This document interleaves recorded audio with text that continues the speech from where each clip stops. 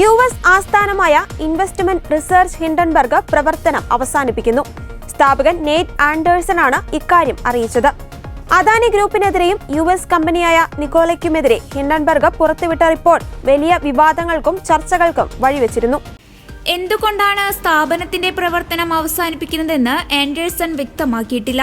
പ്രത്യേകിച്ച് ഒരു കാരണവുമില്ല. എന്തെങ്കിലും ഭീഷണിയോ ആരോഗ്യ പ്രശ്നമോ വ്യക്തിപരമായ വലിയ വിഷയങ്ങളോ ഒന്നുമില്ല. ഹിൻഡൻബർഗിനെ എന്റെ ജീവിതത്തിലെ ഒരു അധ്യായമായാണ് കണക്കാക്കുന്നത്, അല്ലാതെ എന്നെ നിർവചിക്കുന്ന മുഖ്യമായ സംഗതി ആയല്ലെന്ന് ആൻഡേഴ്സൺ കൂട്ടിച്ചേർത്തു. 2024 ജനുവരി 24 അദാനി ഗ്രൂപ്പിനെതിരെ ഗുരുതര ആരോപണങ്ങൾ ഉയർത്തിക്കൊണ്ട് ഹിൻഡൻബർഗ് റിപ്പോർട്ട് പുറത്തുവന്നത്. Adani group how the world's third richest man is pulling the largest con in corporate history എന്നായിരുന്നു റിപ്പോർട്ടിന്റെ തലക്കെട്ട്.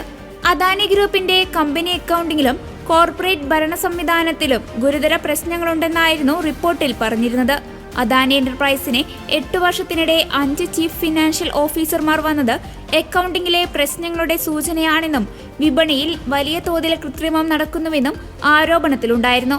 ഗ്രൂപ്പിലെ ലിസ്റ്റ് ചെയ്ത 7 കമ്പനികളുടെ മൂല്യം ഊതിപ്പെരുപ്പിച്ചതാണെന്നും റിപ്പോർട്ടിൽ പറഞ്ഞിരുന്നു.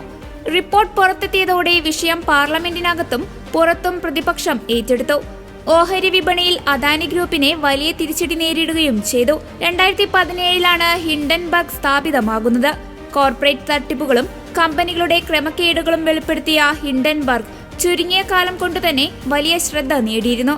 താൻ ചെയ്തുകൊണ്ടിരുന്ന ജോലി വ്യക്തിപരമായ നഷ്ടങ്ങൾ ഉണ്ടാക്കിയിരുന്നെന്നും ഇനി മുതൽ കുടുംബവുമായി കൂടുതൽ സമയം ചെലവഴിക്കാനും ഹോബികളെ പിന്തുടരാനും യാത്രകൾ നടത്താനുമാണ് താല്പര്യപ്പെടുന്നതെന്നും ആൻഡേഴ്സൺ പറയുന്നു.